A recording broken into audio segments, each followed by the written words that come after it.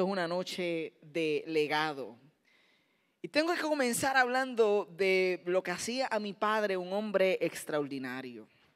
Y cuando preparaba pensaba en tantas cosas que yo pudiera decir que lo hacían un hombre extraordinario. Y recordé la primera vez en Vista del Río Apartments que yo tuve que defenderme de un bully y comenzamos a formar una garata frente al apartamento B28 y comenzamos a ponernos como cuadrarnos, yo con Omar, y mi padre escucha la garata de lo que está sucediendo, se asoma por la ventana y dice: dale, que voy ahora. Dale, que voy ya mismo. Y yo recuerdo escucharlo y estar en ese proceso, y él tardó como 5 minutos y después baja. Y mi madre me cuenta que la razón por la que él tardó fue porque se puso a planchar su pantalón para sacarle filo para poder bajar. Ese era David Ocasio. No le gustaba que le tocaran el pelo para nada. Siempre compraba spray. Si hubiera ahorrado el spray en su vida, hubiera saldado todas las cuentas en la historia. Mira, ese hombre no le gustaba que le tocaran el pelo. Era un hombre extraordinario. Y recuerdo una vez cuando los amiguitos míos de Vista del Río, yo quería formar parte de ellos, y era un día donde yo quería jugar algo con ellos y no me dejaron jugar. Probablemente porque era el más bajito, el más pequeño, el más niño, y me creía grande. Y yo sentí por primera vez como esa idea de que tú no perteneces aquí. Y me dio este feeling de nadie te quiere, todos me odian, yo me comería. Me puse sentimental conmigo mismo. ¿Te ha pasado? Chamaquito, me sentí como que solo. Y yo recuerdo que me fui a llorar en la escalera del apartamento y me senté allí. Y mi padre llegó y se sentó al lado mío. Y recuerdo que me dijo: ¿qué te pasa? ¿Por qué estás llorando? Y yo le dije: papi, porque yo no tengo amigos. Y él me dijo: no te preocupes, yo soy tu amigo. Y ese día me marcó para siempre. Primero porque yo quería seguir triste, y después de esas palabras no pude seguir triste. Es como que yo quería seguir changuito. ¿Alguna vez te ha pasado? Ustedes saben lo que yo estoy diciendo. A veces tú quieres seguir changuito. Mi padre no dejaba que nadie siguiera changuito por mucho tiempo.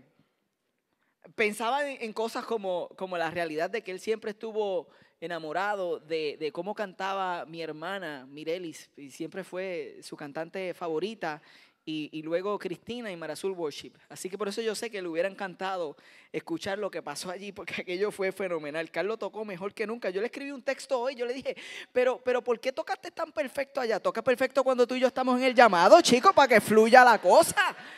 Ese día estabas inspirado. Voy a tener que morirme para que vengas a tocar conmigo los llamados.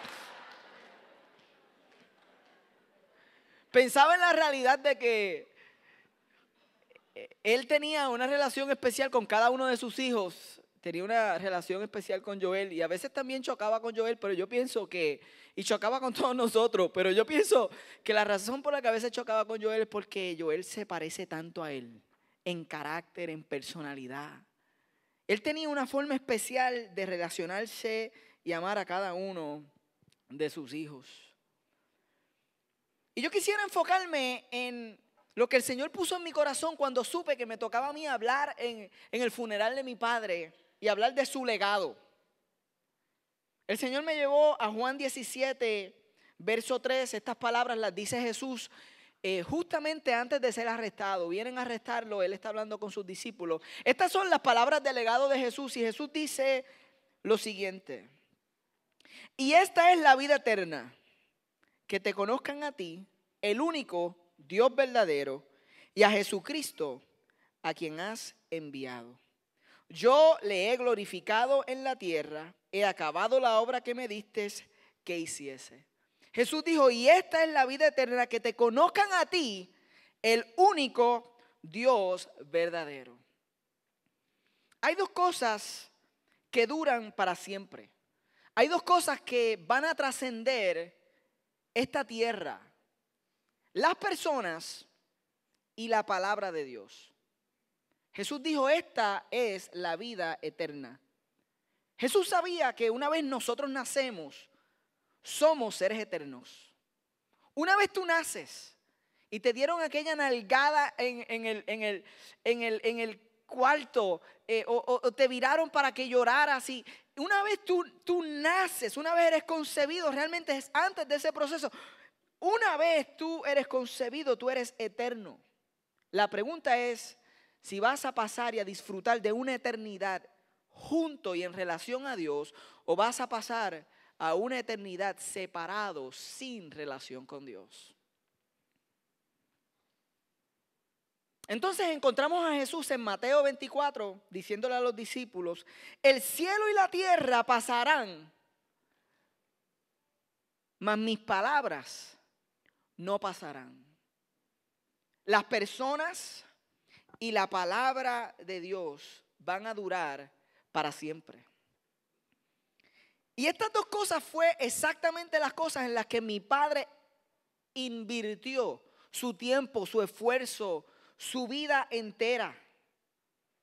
Y por eso es que su legado va a continuar vivo en el corazón de aquellas personas que él amó, de aquellas personas con las que él jugó baloncesto y los retó al 31 de diciembre. Y algunos de ustedes se quedaron con las ganas para jugar con él. Va a continuar vivo en el corazón de aquellos que por muchos años lo escucharon predicar esta hermosa palabra de Dios y recibieron esa enseñanza de sus labios.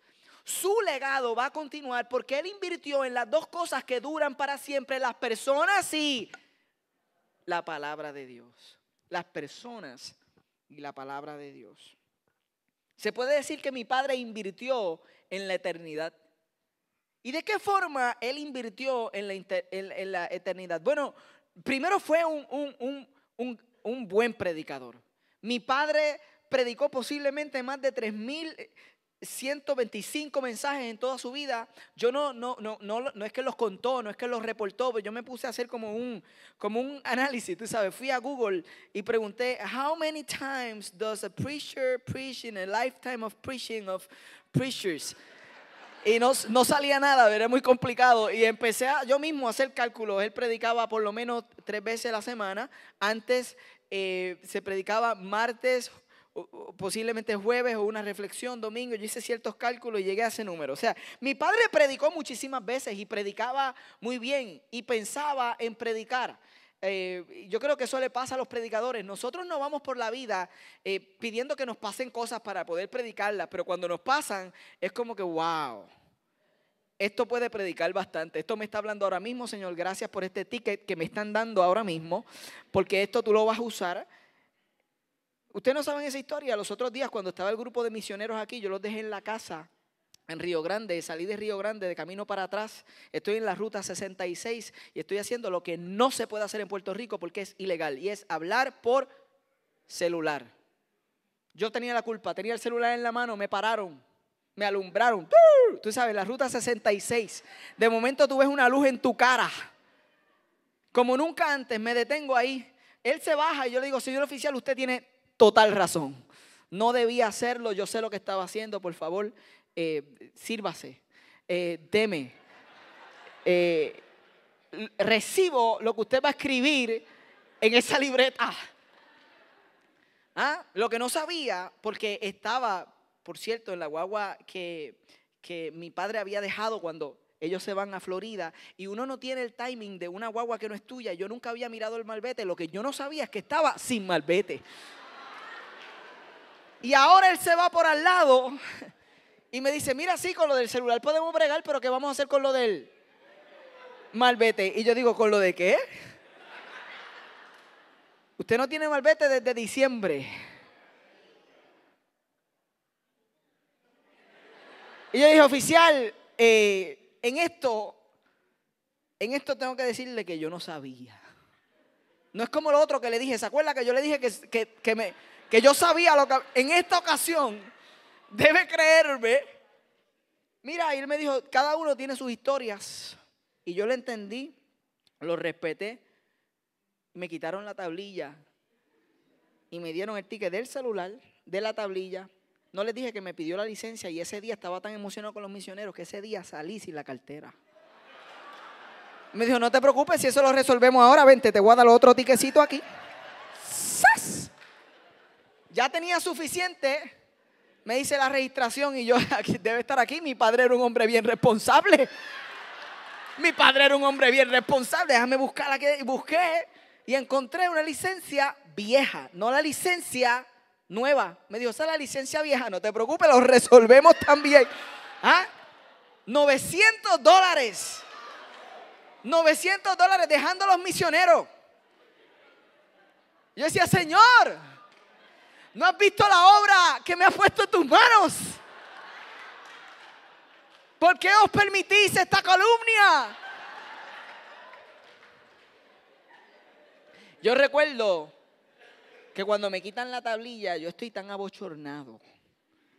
Y la luz sigue estando ahí sobre mí. Y no hay nadie en la 66, no hay un solo semáforo. Yo me siento como alumbrado. Y yo recuerdo pensar en cómo a veces nuestros pecados y nuestras faltas nos hacen sentir alumbrados como si lo que hubiéramos hecho nos separa de toda gracia. Y entonces ocurre una separación entre nosotros y Dios. Y aquel día ocurrió una separación entre la guagua y yo, porque al no tener tablilla tuve que llamar a una grúa. 9:50, apunta lo que vamos subiendo. Llega la grúa, montamos la guagua. Dejamos la guagua en Carolina y yo no sabía a quién llamar.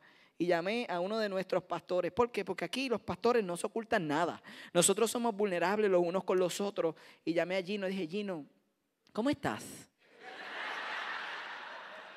Sé que son las 11 de la noche, pero quería saber si tenías deseo de venir a Carolina y buscarme. Y allí llegó Gino y el Señor habló a mi vida. Y yo iba a predicar en el Viernes Santo sobre esta situación y la separación y cómo yo tenía que ahora comprar el malvete, pasar por este proceso y ir y pagar, y ir y buscar entonces la tablilla. Y yo quería hacer esa comparación con la idea de que Cristo lo hizo por mí. Yo tuve la culpa, pero Él pagó mis pecados, pagó mi malvete, pagó todas las multas para que yo pudiera tener una reconexión con Él para siempre. Y no lo pude predicar, pero los pastores predican de todas las experiencias. Y mi padre era un pastor que usaba las experiencias y predicaba, pero su mejor mensaje nunca lo predicó en un altar. Nunca lo predicó en una plataforma. Para mi hermana, el mejor mensaje que él dio fue la vez que la flocharon, la vez que la rechazaron, la vez que alguien le dijo, yo te quiero, pero te quiero como una amiga, no me llames que yo te llamo. Ese día que ella se levantó llorando, triste, que no quería ir a la escuela. Ella fue a prender la lamparita de su cuarto y cuando prende la lámpara encontró una notita que mi papá le había escrito que le decía, tú eres mi princesa. Y ese fue el mensaje más grande para mi hermana. Yo le preguntaba a Joel, ¿cuál fue el momento, el mensaje más grande? Él me decía, bueno, para mí fue cuando yo cometí un error y estaba cometiendo un error y mi padre, en lugar de señalarme, me acompañó. En lugar de juzgarme y dejarme solo en mi error, Él me acompañó y caminó conmigo a través del proceso del error. Ese fue el mejor mensaje caminado al lado de mi hermano en un momento de error. Porque aunque ustedes no lo crean, Joel comete errores también. Algunos lo conocen y dicen, no, Joel es perfecto, pero ese tipo es un brain. No, Joel tiene también bagaje y legado. ¿Sabe? Que no se me esconda detrás de una máscara de sabiduría. Aquí no se escapa nadie.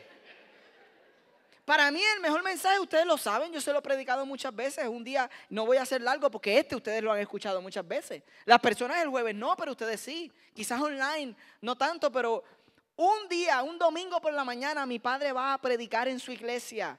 Y su carro se dañó. Yo tenía 16 años y tenía carro. Tenía un Focus, un Ford Focus. Anuncio no pagado para Ford, pero ya no están por ahí. La cosa es que yo tenía el carro y mi padre me dice, vamos a la iglesia, pero yo voy a guiar. Y yo, no, tú sabes cómo tú vas a guiar, es mi carro, yo guío, me creía grande. Me dijo, no, vamos todos, pero yo voy a guiar, necesito. Y teníamos una pelea por el camino, pero yo lo seguía importunando y molestando y diciéndole cosas como para que, tú vas a predicar, pero te vas a tener que fajar bien duro para predicar, porque así yo estaba con él esa mañana. Y molestándolo y molestándolo. Y llegamos a la entrada de la iglesia, Sierra Bayamón, donde celebramos el servicio fúnebre. Y llegando allí, él estaba tan cansado que esta misma Biblia que yo sostengo en mi mano, esta misma Biblia llamada Biblia del Ministro, que cuando yo la vi, yo dije, esta me la voy a guardar yo, si yo la vi ya una vez. Esta misma Biblia... Sí, yo sé. No, es broma, no. No, yo creía que era de él, gracias por arruinar el mensaje ahí, a mitad. Yo no te dije nada cuando tú estabas predicando. Mira, él cogió su Biblia, que entonces no era esta. Es esta. Que tú la quieres. No, esto es tuyo. Esta Biblia es tuya. Tú te vas a quedar con ella después de esta ilustración. ¿Ok? Esta Biblia la cogió molesto y la tiró para atrás. ¡Fuápata! Y me ha dado por primera vez el primer bibliazo en la cara. ¡Zapá! Yo recuerdo ver la Biblia como en el aire. Y yo me enfoconé y todo el mundo se bajó. Y como era mi carro, yo salí con el carro chillando. ¡Ah! De la iglesia. Mira qué lindo. ¿Dónde está el hijo del pastor? Míralo ahí.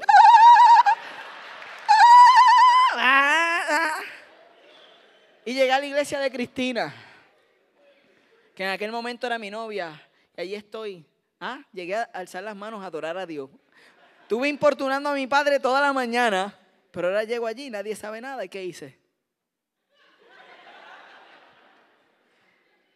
Y justo cuando está a punto del mensaje llegar, y yo sabía que estos servicios, tanto en Sierra Bayamón como en la iglesia de Cristina, eran a la par, a la misma hora. Justo cuando están casi listos en esta iglesia donde yo estaba, para que el predicador subiera a predicar, alguien se me acerca y me dice, Jonathan, hay alguien ahí abajo que te está buscando. Y yo dije, ¿en serio? Y pensé, yo dije, ¿será él? Pero dije, no puede ser él, ¿por qué? Porque él va a estar a punto de predicar en Sierra Bayamón. Así que dije, ¿a quién mandó? Pensé que mandó a uno de sus amigos llamado Rocky. Yo dije, eso fue que mandó a alguien. Y cuando yo bajo del segundo piso de esta iglesia, como esto pasó y fue así que pasó, yo estoy bajando y hay unas puertas que dan hacia la calle y había tanto sol entrando por las puertas que era como una luz que entraba y una figura. Y yo dije, oh my God. Y cuando me acerco así veo que es mi papá y era bien especial para mí. Yo pienso que era un efecto especial de Dios para mi vida, porque de verdad él se acercó y me dijo, Jonathan, quiero que sepas que te amo. Y esas palabras me marcaron para siempre. Y yo creo que me dijo, no quiero y no quise tirarte la Biblia. Y yo recuerdo estar en sus brazos. Yo recuerdo que el hecho de que él me hubiera dicho que me ama y que me hubiera ido a buscar, que hubiera dejado lo que estaba haciendo, fue suficiente. Entonces él, después del abrazo, no me dijo más nada, me soltó, se montó en un carro que era el carro de la secretaria de la iglesia, que se lo pidió prestado para venir para acá. Él me fue a buscar y después yo hablé con mami y mami me dijo estos días, pues te voy a decir mi lado de la historia. Él estaba allá arriba y estaba medio incómodo y me dijo, ¿sabes qué? Yo no puedo predicar hasta que yo busque a Jonathan. Y le dijo, extiende el servicio. Canta, haz algo, que yo sé dónde está. Y pidió el carro, fue a buscarme y le dio tiempo para volver atrás. Yo me imagino que mami estuvo allí hablando y cantando corito, eso a todo lo que da. Hasta que él llegó para atrás. Eran un equipo. Y son un ejemplo a seguir. Ese fue el mensaje que más grande él tuvo para mí. Él fue un gran pastor, no solamente fue un buen predicador. ¿Cómo invirtió en la eternidad? Él fue un gran pastor y la primera experiencia de pastorado la tuvo en Vieques. Él sale del Colegio Teológico del Caribe, el mismo lugar en el que yo estudié Biblia, y él lo envían a Vieques, una iglesita de 7 o 9 personas. Y allí está en un tiempo, allí está el rookie dándolo todo, dándose para el Señor. Y allí es que yo nazco, en Vieques, y estoy 7 meses en ese lugar y luego lo envían a Añasco.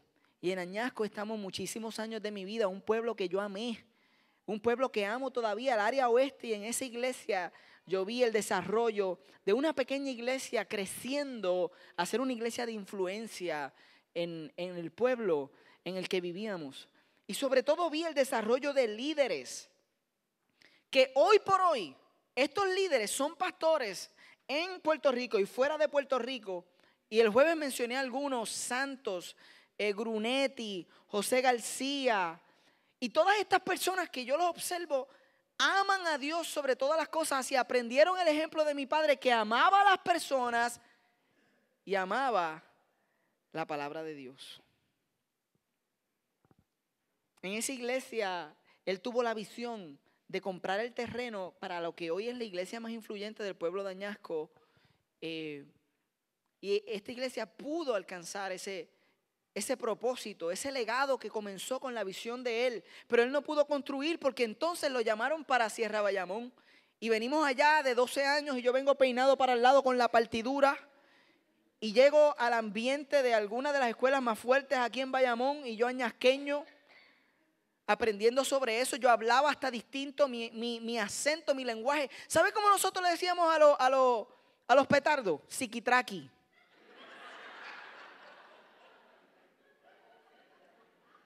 Y yo en la escuela, ¿quién vende Siquitraqui? Me decían, ¿qué es eso? Ay, sí, el grande, el pequeño, Frozen, ¿qué tú estás pidiendo? Y nos acoplamos a Sierra Bayamón, y en esta iglesia en la que tuvimos este servicio, lo vi desarrollar aún más líderes, desarrollar la obra de Dios. Sobre todo vi el carácter de un hombre que amaba a Dios, amaba a las personas y amaba la palabra de Dios. Luego escribe el libro Olor a Ovejas, y comienza una temporada en su vida en la que él comienza a escribir.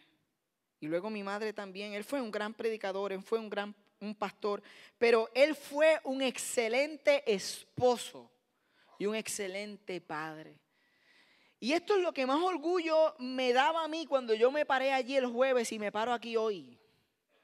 Que yo puedo hablar de un hombre que para mí el orgullo más grande es como él fue como esposo y como padre. La ventaja más grande que yo tuve, y yo espero que mis hijos tengan, es que yo encontré un hombre que era de una sola pieza. Él era lo mismo cuando estaba en público y lo mismo cuando estaba en privado. Y las cosas que le molestaban en público, le molestaban en privado. O sea, él era el mismo siempre. Necesitamos personas de carácter. Personas íntegras, cuando nos ven y cuando no. Y él lo hizo. Pero lo que me impresionaba de que él fuera esposo como fue, porque yo vi las cartas, yo vi muchas de las cartas que te hacía. Yo sé de ese trato especial que a través de los años se mantuvo, esa idea de rebajarse voluntariamente todos los días. Oye, no todos los días uno está color de rosa, pero todos los días este hombre amó a esta mujer. Y fue la única mujer para sus ojos. Y me enseñó. Pero lo que me impresiona es que él no tuvo un ejemplo directamente de su padre en transmisión de legado. O sea, él no se hubiera podido parar en el funeral de su padre como yo me paré en el de él, para decir que su padre era un padre afectivo, un esposo amoroso. Porque la realidad es que el padre de mi padre no fue como mi padre fue conmigo. Porque a veces la excusa nuestra es: yo soy así porque mi padre fue así. Y mi padre rompió el molde y me enseñó: no, cuando la palabra de Dios llega a nuestras vidas, ya nosotros no tenemos excusa para decir: yo no tuve un maestro, yo no tuve un modelo. A mí no me enseñaron cómo hacerlo, porque en esta palabra el Señor Dios se virtió su corazón en Jesús. Nosotros podemos recibir tanta dirección en este libro para nuestras vidas. Y lo que me impresiona es eso, que él no tuvo un ejemplo. Mi abuelo era un hombre afectivo. Yo nunca escuché a mi abuelo frente a mí decirle a mi padre: te amo, o estoy orgulloso de ti. Jamás. Y yo estuve en varias interacciones con mi abuelo. Nunca escuché decir a mi abuelo algo hermoso de mi abuela. Más bien lo escuché decir: Rita, vámonos, mía, ¿qué pasa? Que estamos tarde. Sin embargo, ¿cómo es que mi padre, que no tuvo ese ejemplo, entonces fue un padre distinto al que tuvo? Porque es posible cambiar el legado que hemos recibido con la palabra de Dios en nuestras vidas. Porque es posible dejar que la palabra nos transforme y nos ministre. Y sus últimos días los vivió enfermo, y ustedes lo saben y fueron parte de ese proceso y lo vieron con nosotros. Algunos me decían, Jonathan, pero yo no lo veía, fíjate, externamente. Oh, pero los que estábamos con él sabíamos y lo veíamos, porque una enfermedad de diálisis es dura. Una enfermedad renal en esta etapa en la que se encontraba era fuerte. Sin embargo, a pesar de que vivió enfermo, esto no hizo que cesara su amor por las personas ni por la palabra de Dios. En lugar de tomar su enfermedad como una excusa, Señor, ¿por qué estoy viviendo esto? Él se amarró a la palabra y encontraba en la palabra fortaleza. Le escribí una carta a mi madre acerca de el Dios en medio de la tormenta usando la palabra, y es que era la palabra lo que él utilizaba para no quejarse. Usted sabe cuánto me ministró mi padre, porque yo en eso se la doy 100%. Ese hombre estaba sufriendo, pero nunca se quejó. Nunca lo escuché quejarse. Que muchos nos quejamos nosotros cuando verdaderamente a veces lo tenemos todo. Este hombre no se quejó. Y en los últimos días de su vida, Marazul, su amor por las personas y por la palabra creció al punto de que su visión de la iglesia se amplió. Yo recuerdo el día que él vino aquí y dijo, ese es mi pastor, y me señaló, y yo me asusté y dije, ¿en serio? Y él nos acompañó en esta comunidad y su visión se amplió y su servicio, estando enfermo, continuó, porque era el influencer de un círculo llamado Héroes. Y dejó una marca. Los héroes me dicen, él nos hacía orar allí en público y nos agarrábamos de mano, no así de mano, sino que nos enlazábamos como una cadena, y él decía, olvídate, vamos a enlazarnos aquí. Él dejó un legado y una marca en los héroes. A un enfermo, su servicio. ¿Qué nos dice eso a nosotros? No hay excusa. ¿Qué me dice a mí? Jonathan, a veces cuando estés cansado, tengas un dolor, algo pase, tienes que levantarte y zumbar. Porque no hay excusa.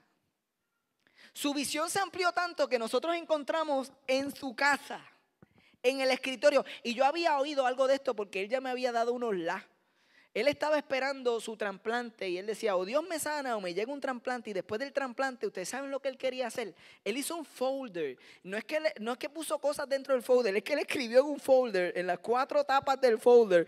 Él escribió le llamó Iglesia Nuevo Comienzo, Asamblea de Dios Puerto Rico.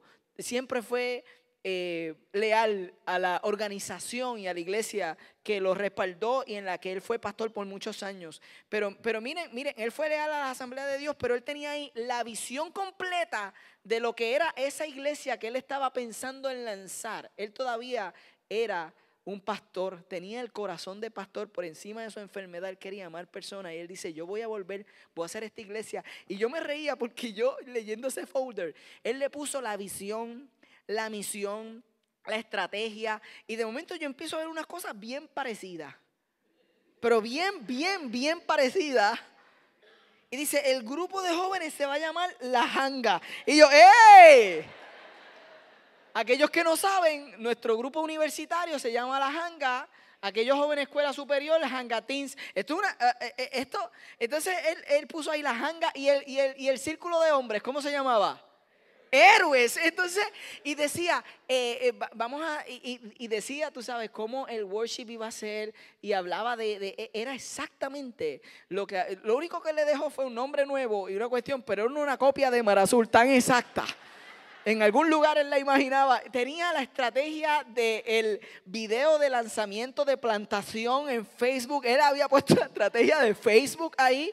O sea, tenía un corazón todavía. Y en el lado izquierdo, yo no lo dije en el funeral el jueves, lo dije allá afuera. Y este folder se me quedó, pero ya me lo van a enviar. Se me quedó allá afuera. En la primera iglesia donde hicimos el funeral, dejé el folder. Yo lo quiero porque yo quisiera que ustedes lo vieran. En el lado izquierdo decía 6 consejos para saber si te debes casar con una persona.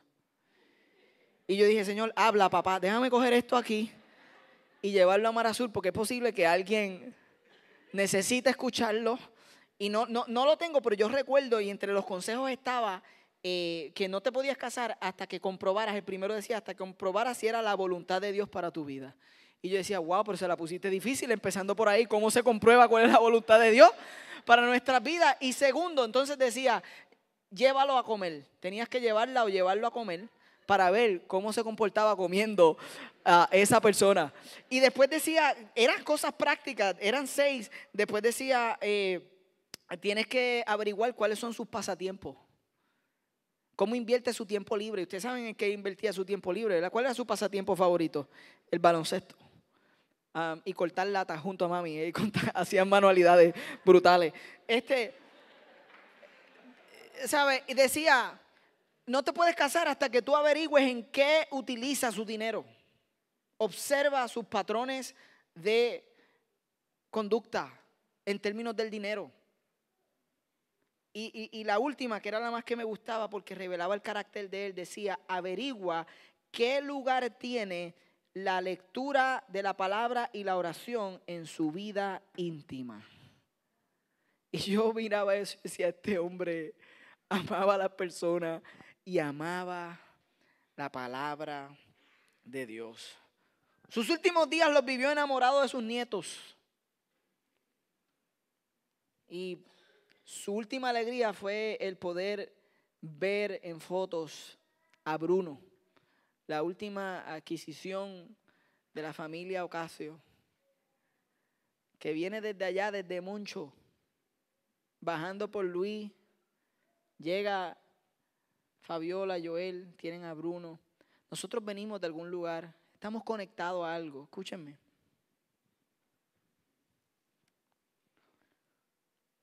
Terminando donde comenzamos, en Juan 17, Jesús dice, esta es la vida eterna, que te conozcan a ti, el único Dios verdadero.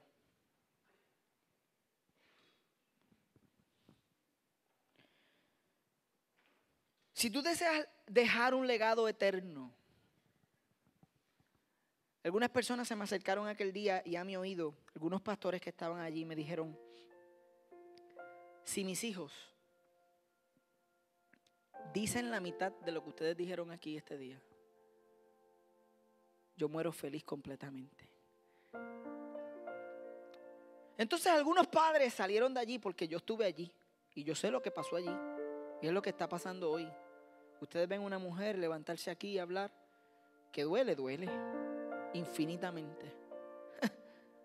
Yo me quebré encima del cuerpo cuando tenía las máquinas porque me tocó leerle las cartas de Daniel, Sofía y de Cristina. Esto fue bien de repente. Tuve que montarme en un avión y antes de irme yo le dije a mis hijos, porque yo sabía, ¿por qué ustedes no escriben una carta de despedida para abuelo? Porque abuelo parece que va para el cielo. Yo no las traje para leerlas porque si las leo aquí nos caemos todos. No salimos. Oh, mi hija Sofía le escribió a su abuelo. Y una de sus expresiones fue, te amo hasta la luna y de vuelta. Eres el mejor abuelo del mundo. Y ellos hacían las expresiones como, sé que te vas para el cielo. Mi hijo le hizo un trabalengua porque Daniel es así. Daniel le dijo, ¿tú te acuerdas cuando vivías en Puerto Rico? Que yo estaba aquí. Tú me fuiste a ver a mí, allí. Y yo quisiera estar ahí, en el hospital, para verte a ti. Era un trabalengua, pero estaba claro. y le dijo: sé que vas para el cielo, nunca te olvides de mí, porque yo no me voy a olvidar de ti.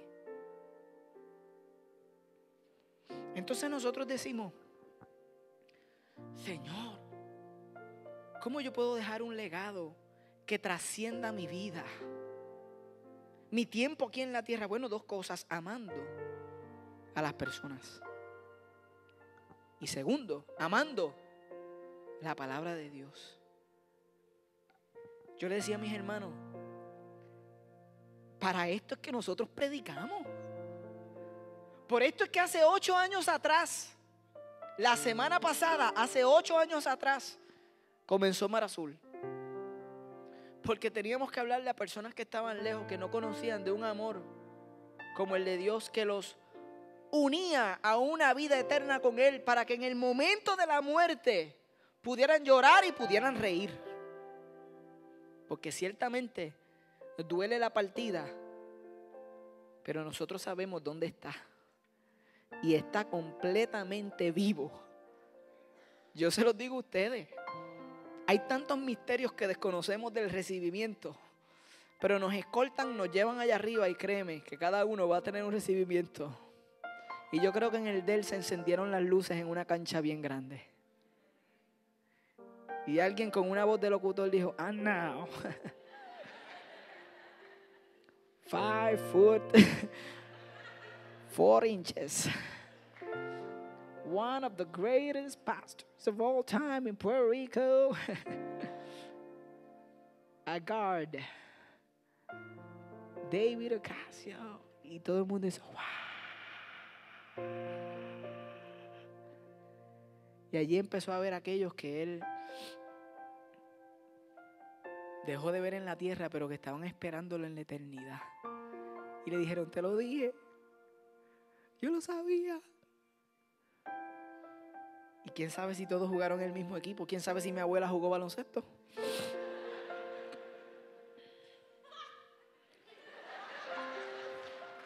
Es que hay gente que duda de los misterios divinos. Yo te digo una cosa: mi abuela, si tiraba, eran bolas de fuego, te lo aseguro. Posiblemente lo jugó en falda, pero lo jugó brutal.